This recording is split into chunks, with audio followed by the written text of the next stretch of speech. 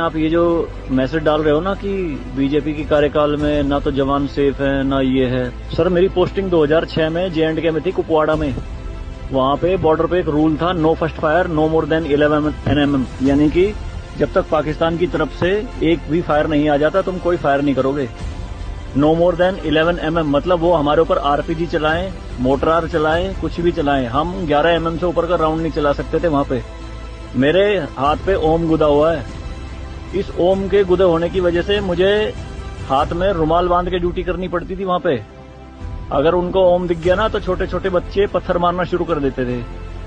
और सर श्रीनगर के लाल चौक पे 26 जनवरी के दिन बहुत बड़ा तिरंगा बिछा के जिंदी गाय काटी थी, जिंदी, और जिंदी की खाल उतारी थी सबके सामने, पूरी सेना के सामने यूनिट खड़ी थी वहाँ पे पूरी, और चक्कू लहरा के खूब बोलते थे, क्यों भाई हिंदुस्तानी कुत्तों, तुम्हारी माँ है ना ये, देखो क्या हाल करेंगे इसका हम। भाई कुछ नहीं उखाड़ सकते थे उनका। क्यों? क्योंकि सेंट्रल में गवर्नमेंट गंडवी थी, नपुंसक गवर्नमेंट थी।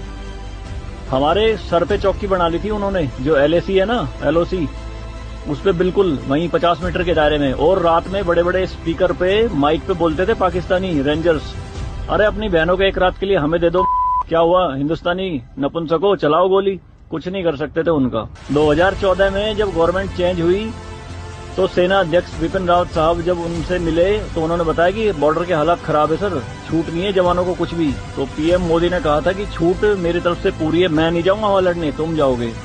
आज की डेट में आप मुझे एक भी चौकी बता दो अगर वहां ढूंढने से मिल जाए। दूरबीन लगा के देखनी पड़ती है पहाड़ों में, वो भी बंकरों में है अंदर, सारी लगा दी उन्होंने तोप उड़ा के। शांति काल में आप 155 mm की बोफोर्स टाइप की तोप नहीं चला सकते, यूएनओ का रूल है। लेकिन 2014 में ये बोफोर्स भी चली J&K में पाकिस्तान की तरफ चौकी उड़ाने के लिए।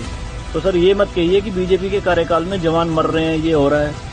सर सेना के जो हाथ खुले हैं ना वो बीजेपी के कार्यकाल में ही खुले हैं। मैं इसका जीता जागता प्रत्यक्ष आपके सामने बैठा